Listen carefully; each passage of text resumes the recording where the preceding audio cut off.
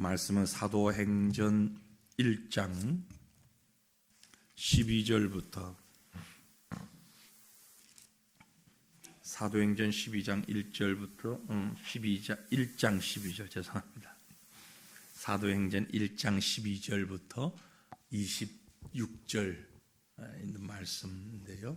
사도행전 1장 12절부터 26절 말씀을 한 절씩 여러분이 나누어서 읽도록 하겠습니다. 제가 12절부터 보고요. 마지막 절은 다 같이 읽습니다. 제자들이 감람원이라 하는 산으로부터 예루살렘에 돌아오니 이 산은 예루살렘에서 가까워 안식일에 가기 알맞은 길이라. 들어가 그들이 요하는 다락방으로 올라가니 베드로, 요한, 야고보, 안드레와 필립, 도마와 바돌로메, 마테와 및 알페오의 아들 야고보, 셀로신 시몬, 야고보의 아들 유다가 다 거기 있어. 여자들과 예수의 어머니 마리아와 예수의 아우들과 더불어 마음을 같이하여 오로지 기도에 힘쓰더라. 모인 무리의 수가 약 120명이나 되더라. 그때 베드로가 그 형제들 가운데 일어서서 이르되, 형제들아, 성령이 다윗의 입을 통하여 예수 잡는 자들의 길잡이가 된 유다를 가리켜 미리 말씀하신 성경이 응하였으니 마땅하도다. 이 사람은 본래 우리 수 가운데 참여하여 이 직무의 한 부분을 맡았던 자라. 이 사람이 불의의 삭스로 밭을 사고 후에 몸이 곤두박질하여 배가 터져 창자가 다 흘러나온지라. 이 일이 예루살렘에 사는 모든 사람에게 알려져 그들의 말로는 그 밭을 아겔다마라 하니 이는 피밭이라는 뜻이라. 시편에 기록하였으되 그의 거처를 황폐하게 하시며 거기 거하는 자가 없게 하소서 하였고, 또 일렀으되 그의 직분을 타인이 취하게 하소서 하였도다. 이러함으로 요한의 세례로부터 우리 가운데서 올려져 가신 날까지 주 예수께서 우리 가운데 출입하실 때에 항상 우리와 함께 다니던 사람 중에 하나를 세워 우리와 더불어 예수께서 부활하심을 증언할 사람이 되게 하여야 하리라 하거늘. 그들이 두 사람을 내세우니 하나는 바사바라고도 하고 별명은 유스도라고도 하는 요셉이요 하나는 마띠아라. 그들이 기도하여 이르되 뭇 사람의 마음을 아시는 주여, 이 두 사람 중에 누가 주님께 택하신 바 되어 봉사와 및 사도의 직무를 대신할 자인지를 보이시옵소서. 유다는 이 직무를 버리고 제 곳으로 갔나이다 하고 제비 뽑아 마띠아를 얻으니 그가 11 사도의 수에 들어가니라. 아멘. 예수님께서 부활 승천하신 이후에 제자들은 예수님의 분부를 기억하고 1장 4절에 있었죠. 사도들과 함께 모이사 그들에게 분부하여 이르시되 예루살렘을 떠나지 말고 내게서 들은 바 아버지께서 약속하신 하신 것을 기다리라 하신 그 말씀을 기억하고 감람산에서부터 이제 예루살렘에 들어와서 함께 모였습니다. 그리고 함께 모인 그들이 두 가지 일을 했습니다. 이 두 가지 일 무엇을 했는가 하는 것을 오늘 밤에 우리가 생각하면서 또 함께 기도하기를 원합니다. 조금 긴 내용을 읽었습니다만 감람산에서 예루살렘으로 모여들었던 제자들 그리고 그들과 함께했던 사람들이 한 일 두 가지는 크게 요약될 수 있습니다. 하나는 기도하는 일이었고 하나는 사도를 택한 일이었죠. 사도를 택한 일이었죠. 네. 그들은 두려움도 있었습니다. 지상사역 중에 말씀하신 예수님의 말씀과 행하신 일들이 새롭게 생각나기도 하고 몸서리치며 안타까워하고 두려움에 떨었던 십자가 사건 그날 밤부터 그 십자가 형벌의 모습들 그 어간에 있었던 기억들 너무너무 불안했습니다. 그런데 다시 살아나신 예수님 불안 가운데서 만났고 그러면서 그 예수님과 40일간에 함께했던 시간은 정말 감격적이고 너무 신비롭고 너무 꿈 같은 시간이었죠. 흥분된 시간입니다. 거기다가 직접 보는 가운데 구름 중에 승천하시는 그 모습, 정말 인류 역사에 몇 안 되는 사람만 목격했던 특별한 그런 모습, 도저히 잊을 수 없는 목격담이고 경험입니다.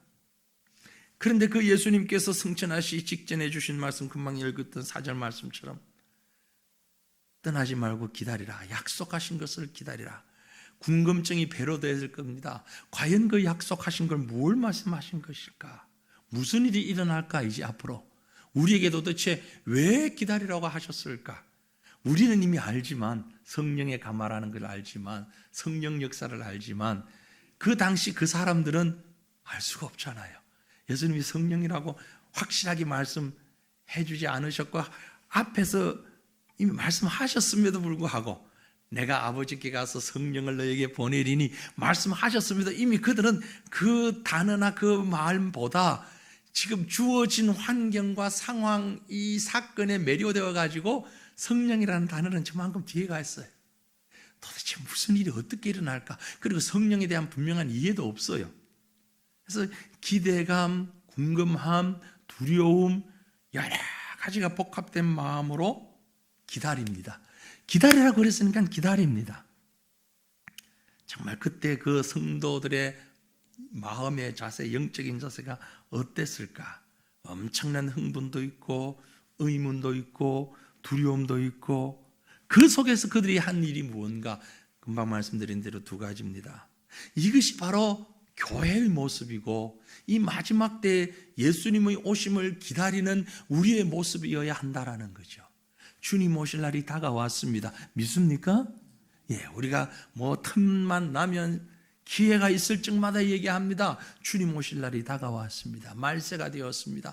아멘. 주 예수여 어서 오시옵소서. 마음에 실제로 원하는지 아닌지는 몰라도 어쨌든 우린 지금 그렇게 많이 고백하고 있어요. 또 그게 정상적인 신앙인데, 그렇게 주님을 기다리는 자가 꼭 해야 되는 두 가지가 있어요. 그게 바로 오늘 이 일입니다. 꼭 해야 되는 겁니다. 뭐냐? 기도하는 일입니다. 기도하는 거. 그 무엇보다도 기도하는. 그 교회는, 예수님 기다리는 교회는 뭐 해야 하느냐? 기도하는 교회여야 합니다.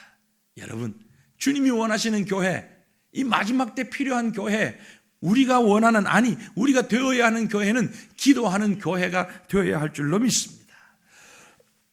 어떻게 기도해야 되느냐? 오늘 말씀에 보면 연합된 기도를 하고 있어요. 연합된 기도.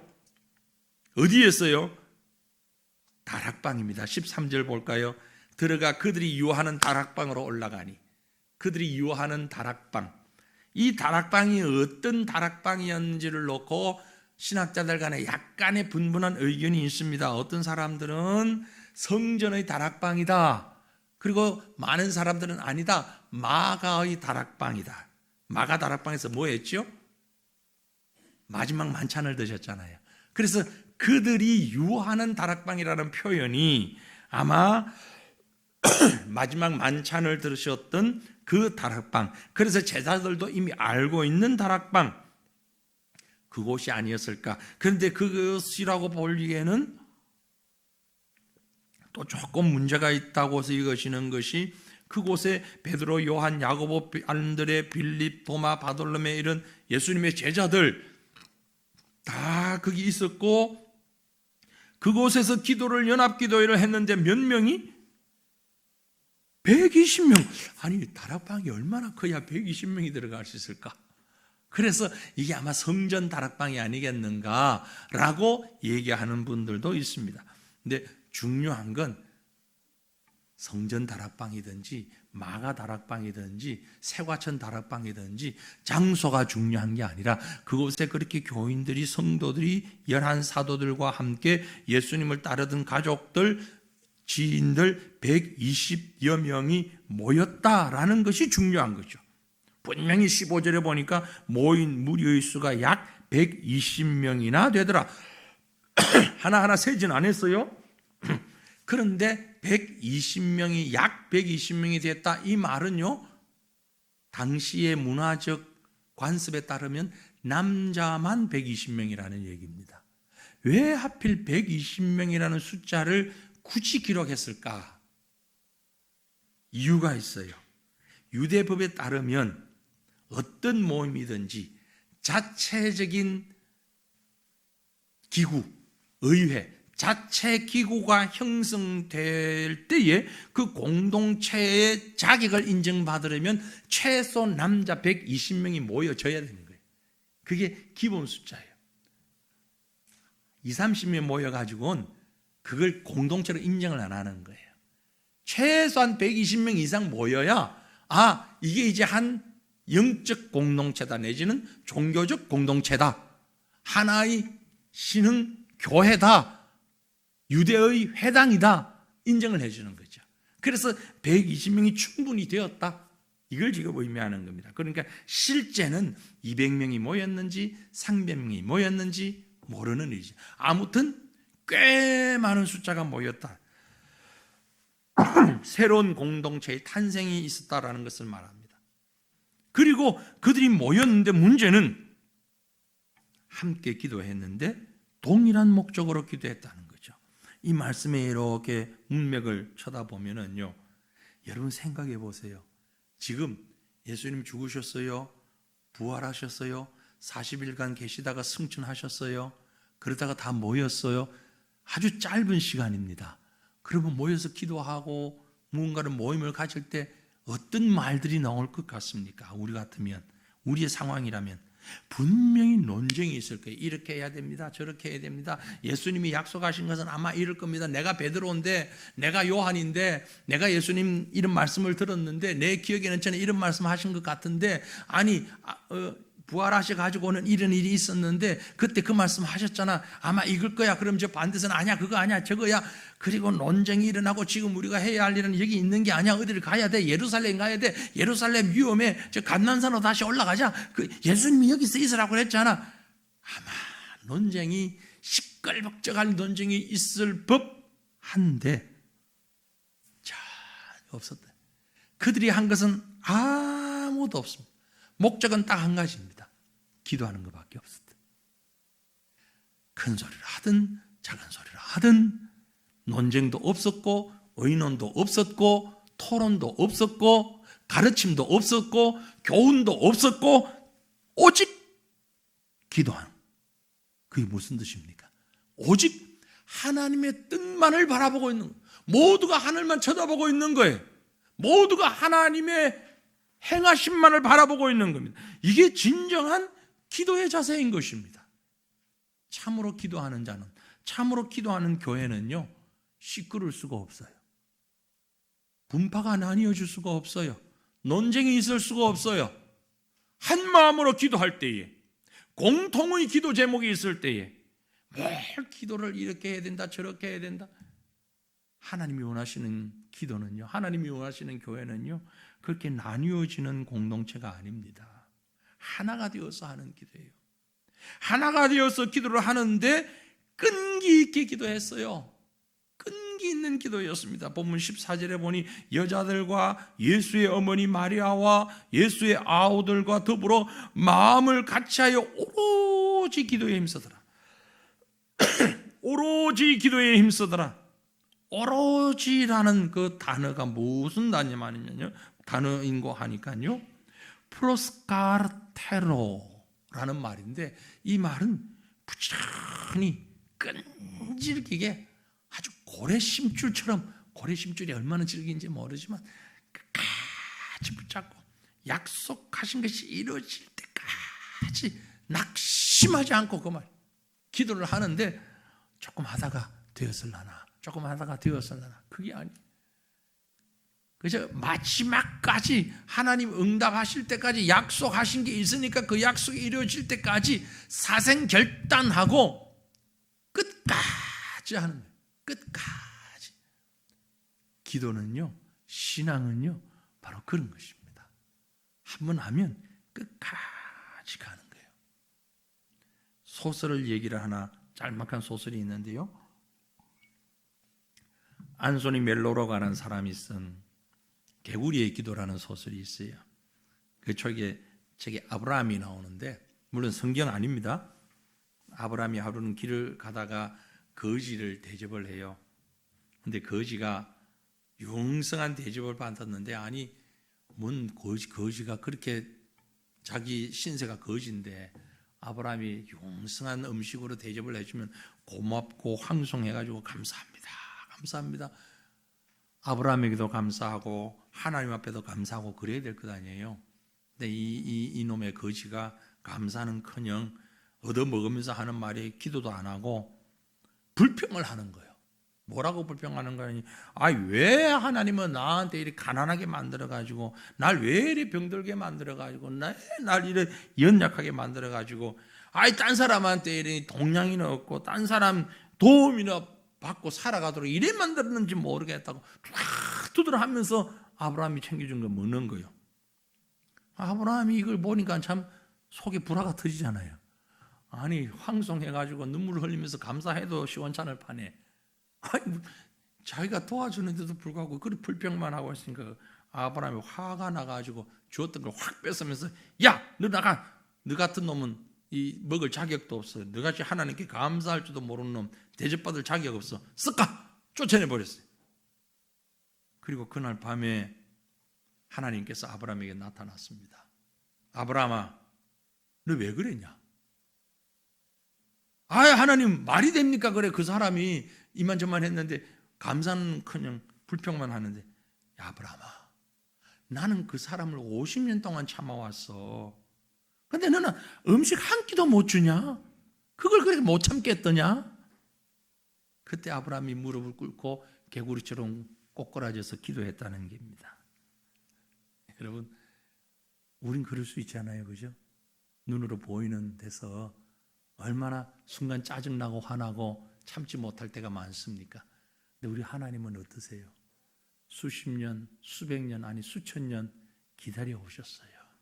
그 하나님 앞에 기도하면서 왜 시간과 분초와 연일을 따집니까? 하나님은 우리를 끊임없이 끈질기게 사랑하고 계신데 다른 사람 볼 필요 없어요. 나만 쳐다보세요. 나 같은 자를 이렇게도 배은망덕하고 이렇게도 파도처럼 일렁거리는데 이렇게도 변화무쌍한 나를 하나님은 꾸준히 사랑하시잖아요. 어떠세요, 여러분? 나같이 변덕스러운 자를 하나님은 조금도 변덕스럽지 않게 꾸준히 나를 사랑하시잖아요. 야, 대단하시잖아요. 그 하나님 바라보면서 기도하는 것이 끊임없이 꾸준히 기도하는, 초대교회는 바로 그런 기도의 사람들이 모였습니다. 교회가 거기서부터 출발이 되었어요. 사랑하는 성도들이요, 교회를 위해서 기도한다면, 하나님의 일을 위해서 기도한다면, 지금이 기도할 때라고 믿는다면 하라 할 때만 하는 것이 아니고 무슨 일이 있을 때만 하는 게 아니라 언제나 끊임없이 하나님만 바라보며 기도하는 기도의 끈기를 가지는 우리 교회가 저와 여러분이 되기를 간절히 소망합니다. 주님께서 이 기도를 들으시는 거예요.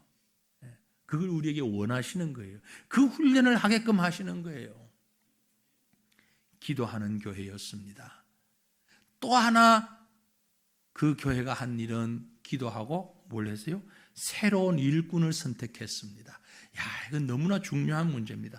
기도만 하면 다 되는 줄 알았는데, 기도가 전부인 줄 알았는데, 맞아요. 기도가 전부예요. 그런데 그 기도 속에는 이것도 포함되어야 되는 거예요. 기도와 이게 별개로 가는 게 아닙니다. 기도하면서 일꾼이 같이 가는 거예요. 일꾼만 가는 게 아니에요. 기도만 가는 게 아니에요. 기도와 일꾼이 같이 가는 거예요. 새로운 일꾼을 택했습니다. 누구 대신? 가룟 유다. 가룟 유다가 어쨌어요? 죽었죠. 유다 죽었습니다. 18절 19절에 보면 유다가 예수님을 배신했습니다. 파렴치한 행동을 했죠. 범죄한 행동을 했습니다. 그런데 성경을 좀 보신 분들은 이상하다? 왜냐하면 여기에 기록된 누가의 죽음에 관한 기록이 앞에 복음서, 다른 복음서에 기록된 것과는 조금 다르기 때문에 그래요. 여러분이 유다의 죽음을 어떻게 기억하고 있습니까? 마태복음 27장에 보면 스스로 목매어서 자살했다고 알고 있잖아요. 그죠? 그런데 오늘 본문에 보면 뭐라고 했어요? 몸이 곤두박질해서 참 비참하게 기록했는데 배가 터져서 죽었다. 이게 서로 다릅니까? 사실은 다른 게 아니고 보완되는 거예요. 목매어서 죽었다가 그것이 시체가 다시 곤두박질해서 배가 터졌다, 그렇게 보는 거죠. 그러니까 한쪽에 기록되어 있는 건 나머지를 보완해서 어쨌든 이건 매우 비참한 죽음을 당했다. 그리고 난 다음에 상황을 정리하는 데에 땅의 문제가 나옵니다. 유다가 던지고 간 은 30, 제사장들이 그걸 더러운 돈이라고 다시 그 성전 재정고에 넣지 않고 토기장에 땅을 샀습니다. 그 땅을 샀더니 그 땅도 아겔다마라, 피의 땅이다, 아주 저주받은 땅이다. 그러니까 처음부터 동기가 나빴으니까 나타난 결과까지도 아주 악한 것으로 마무리되고 말았어요. 그 상황 가운데 유다가 이제 사도의 반열에서 떨어져 나가고 새로운 일꾼을 선택하는 일이 이어지는 21절로 26절 말씀에 나오고 있습니다. 근데 우리가 주목해야 하는 것은 새로운 일꾼을 선택하는 데 자격입니다. 어떤 사람을 선택했습니까? 21절 22절 보면 이러하므로 요한의 세례로부터 우리 가운데서 올려져 가신 날까지 주 예수께서 우리 가운데 출입하실 때에 항상 우리와 함께 다니던 사람 중에 하나를 세워 우리와 더불어 예수께서 부활하심을 증언할 사람이 되게 하여야 하리라. 그 자격은요, 사람들이 만든 게 아닙니다. 하나님이 주시는 자격일 뿐입니다. 인간 기준의 자격을 생각하는 사람은 언제나 교만할 뿐입니다.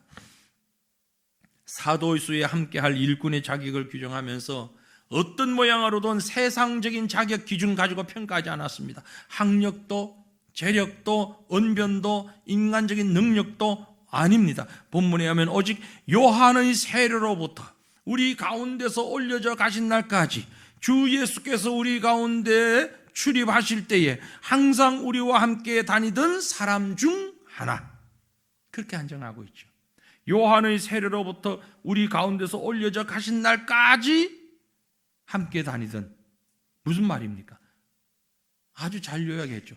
예수님의 지상 사역 기간 동안 처음부터 마지막까지 우리와 함께 있던 사람, 예수님과 함께 있던 사람, 예수님과 함께 있으면서 생활하고 기쁨도 나누고 고통도 나누고 배고픔도 나누고 배부름도 함께하며 한 가족으로 살았던 자, 예수님의 지상사역 기간 동안 함께 있던 사람이 예수님의 제자가 된 거예요. 그 설교와 교훈을 들었던 자, 부활을 목격한 자, 주님이 택하시는 천국 일꾼의 자격은 바로 이것입니다. 예수님이 제자들을 부르실 때도 마찬가지였고, 실상 주님이 이 땅에 오신 목적도 그것입니다.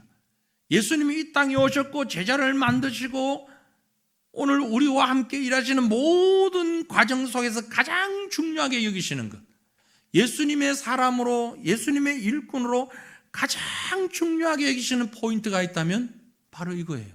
뭐죠? 함께 있는, 예수님과 함께하는 사람.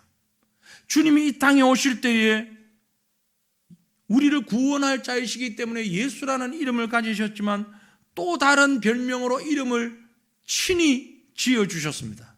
그 이름이 뭐예요? 마태복음 1장 23절에 보라 처녀가 잉타의 아들을 낳을 것이요 그의 이름을 임마누엘이라 하라. 이를 번역한 적 하나님이 우리와 함께 계시다. 임마누엘이 뭐라고요? God with us. 하나님이 우리와 함께 하신다. 예수님이 이 땅에 오신 이유는 하나님이 우리와 함께 하시기 위해서예요. 임마누엘 하시기 위해서예요. 그러므로 당연히 예수님의 제자는 어떤 사람이냐? 예수님과 함께하는 사람이에요. 누가 예수님의 제자입니까? 제자 훈련 많이 받은 사람 아니에요. 6주 훈련 받아야 됩니까? 6개월 훈련 받아야 됩니까? 3년 훈련 받아야 제자가 되나요? 어떻게 훈련 받아야 제자가 되나요? 어디서 훈련 받아야 진짜 제자가 되나요? 아니에요. 진정한 예수님의 제자는 예수님과 함께하는 사람. 예수님과 함께. 예수님이 12제자를 부르실 때도 똑같은 기준이었어요. 12제자를 부르신 장면이 마가복음에 나오는데 마가복음 3장에 나오잖아요. 이 마가복음 3장 13절 14절 보면 산에 오르사 자기가 원하는 자들을 부르시니 나온지라 이에 12를 세우셨으니 이는 자기와 함께 있게 하시고, 12를 세우신 기준이 그거예요. 예수님과 함께 있게 하시고 그리고 보내사 전도도 하게 하셨다. 첫 번째 조건은 함께 있는 거예요. 예수님이 제자를 부르신 목적, 아주 엄청난 일을 시키기 위해서 저 지정타처럼 엄청난 택지를 하나 만들어 놓고 개발시키기 위해서 어마어마하잖아요. 저렇게까지 올라갈 줄 몰랐는데 저런 게 막 2개, 3개 또 생긴다니까. 와, 대단하다. 저런 일 시키려고 예수님이 제자들 불렀습니까? 아니에요. 학교 세우려고, 국회처럼 법을 만드는 그런 연구소 세우려고? 아니에요. 예수님이 제자들 부르신 목적은 어떤 사역을 위하기 전에 함께 있기 위해서. 이게 진정한 제자라는 얘기입니다. 전쟁을 하기 위해서라면 싸움 잘하는 사람 불렀겠죠. 학문을 발전시키기 위해서라면 공부 잘하는 사람 불렀겠죠. 경제를 발전시키려면 장사 잘하는 사람 불렀겠죠. 그런데 예수님의 기준은 그게 아니었어요. 자기와 함께 있게 하시려고. 누가 주님의 진정한 제자냐? 날마다 때마다 임마누엘, 예수님과 함께 있는 사람. 어떤 교회가 바른 교회냐? 예수님과 함께 있는 교회예요. 어떤 성도가 바른 성도고 좋은 성도냐? 어떤 목회자가, 어떤 선교사가 좋은 사람이냐? 예수님과 함께 있는 사람. 엄청난 업적을 남겨야 되는 것 아닙니다. 대단한 성과를 내야 되는 것 아니에요. 여기저기 교회가 세워지고 막 회심하는 역사가 나타나면 얼마나 좋겠습니까만은 그건 하나님이 하시는 일이에요. 그건 우리의 능력 여하에 상관없이 하나님이 하시는 일이에요. 하나님이 우리에게 원하시는 것은 얘들아, 너희 나와 함께 있자. 주님이 같이 있고 싶어 하시는 거예요.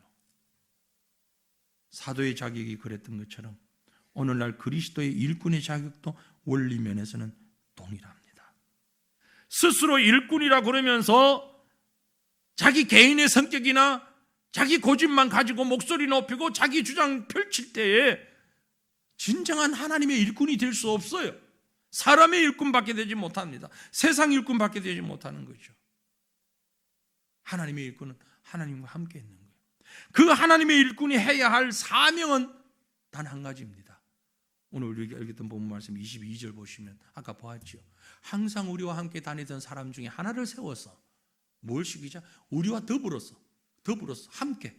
우리도 예수님과 함께 있어. 우리와 함께, 예수님과 함께 있는 것이 전제되어서 예수께서 부활하심을 증언할 사람. 다른 거 아니에요. 부활하신 예수님을 증언하는 거예요. 천국의 주인이신 하나님과 함께 천국 일꾼은 세상 일을 위해 세움받은 자가 아니라 하나님의 일을 위해서 세움받은 자인데 그 하나님의 일은 뭐냐면 예수 그리스도가 부활하셨다는 거예요. 죽음에 머물러 계시지 아니하고 생명으로 부활하셔서 하나님 나라의 주인 되셨다는 것을 드러내는 거예요. 이게 하나님의 일이에요. 성도가 하나님의 택하심 받고 그의 보내신 자 예수 그리스도를 믿음으로 하나님의 백성된 거룩한 자들이고 교회는 이런 성도들 곧 하나님의 부르심을 받은 사람들, 하나님의 일꾼들이 모인 것입니다. 그렇다면 당연히 성도와 교회는 하나님이 원하시는 하나님의 일을 해야 되는 겁니다. 그 하나님의 일이 그리스도의 부활을 증거하는 겁니다. 부활을 증거한다는 것은 그 속에 자기 속에 무엇이 전제되어 있어야 됩니까? 바로 자기 자신의 믿음이에요. 내가 믿지 못하는데 어떻게 부활을 얘기하겠어요? 그렇잖아요. 내가 못 믿는 부활을 말할 수 있습니까? 그래서 요한복음 6장에 보면은 하나님께서 보내신 일을 믿는 것이 하나님의 일이라고 그랬어요. 우리가 하나님의 일을 하기를 원합니다. 하나님의 일이 교회 세우는 것만이 하나님의 일 아니에요. 많은 것들이 하나님의 일인데 가장 기본적인 것이 뭐냐? 하나님을 믿는 거예요. 내가 정말 하나님을 믿는다면 믿는 대로 말할 수밖에 없는 거예요. 믿는 대로 말하는 거예요. 불이 났어요. 불 난 걸 보았어요. 보고 믿어요. 불이야! 고함칠 수밖에 없는 거예요. 왜 불이야! 고함 지르지 않느냐면은 내가 보질 않았으니까, 내 눈에 믿어지지 않으니까 고함 지르지 않는 거예요. 여러분 보고 예수 부활하셨네 소리 안 지르는 이유는 여러분이 못 믿기 때문이에요. 아이, 난 믿죠. 믿는데 창피해서 못하지. 에이, 사람들이 나를 보고 정신 나갔다 그러면 어떡해. 아니, 분명히 보고 잘못된 건 잘못됐다고 잘된 건 잘됐다고, 이게 내가 믿으면 말할 수밖에 없는 거예요. 하나님도 모르는 과학자도 지구가 돈다는 걸, 그래도 도는데, 아니, 죽는다 그랬는데도 나가지고, 그래도 지구는 도는데, 라고 얘기했다잖아요. 그만큼 확신이 있는데, 우리는 그 사람만큼도 확신이 없으면, 어떻게 그리스도의 제자냐고요.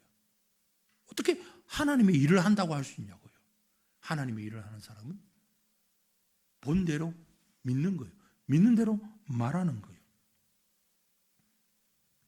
예수님 오실 날을 기다리면서, 예수님의 약속을 기다리면서 우리가 해야 하는 일 크게 두 가지입니다. 어렵지 않아요. 그렇죠? 말씀하신 거 붙잡고 기도하는 거예요. 그리고 그 기도에 합당한 만큼 행동하는 거예요. 어떻게? 일꾼을 세우고 내가 일꾼이 되어서 내가 예수를 믿고 내가 믿는 대로 증거하는 거예요. 이게 이 마지막 때에 우리가 해야 할 사명이고, 이게 교회가 해야 할 일이에요. 이게 성도가 해야 할 일이에요. 사랑하는 성도들이요, 벌써 한 해가 이제 2달도 채 남질 못했습니다. 또 한 해가 지나갑니다. 그 말은 우리가 또 1년을 살았다는, 우리 나이 숫자가 하나씩 또 곧 올라간다는 얘기죠. 곧 우리가 주님 앞에 갈 날도 다가온다는 얘기고, 이 세상에서 살 날이 그만큼 줄어간다는 얘기예요. 우리가 해야 할 일은 진정한 교회답게, 성도답게 주님이 맡기신 일을 해야 되지 않겠습니까? 기도하고, 그리고 해야 할 일을 믿는 대로 증언하는, 생명을 증언하는 이 일에 하나님 사용해 주십시오. 충성하겠습니다. 감당하겠습니다. 고백하는 이 저녁 저와 여러분 될 수 있기를 주님의 이름으로 축원합니다. 우리 함께 기도하겠습니다.